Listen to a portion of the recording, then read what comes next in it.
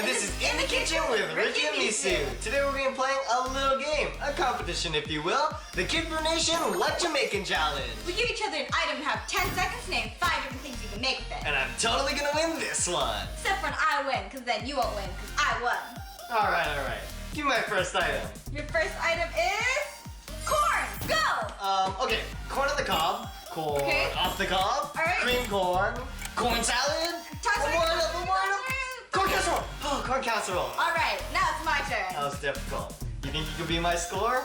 Your item is tomato! Okay, salad, pasta, what else can you make? Salsa! Time to go! Tomatoes! Time's up! I think I won this challenge. I think you did too. So, what happens now? That means you gotta make me dinner! I'll take a homemade ravioli with tomato sauce and Peanut butter sandwich it is. till next time! Oh, and if you're looking for more fun recipes, videos, and more, check out kidfoodnation.com.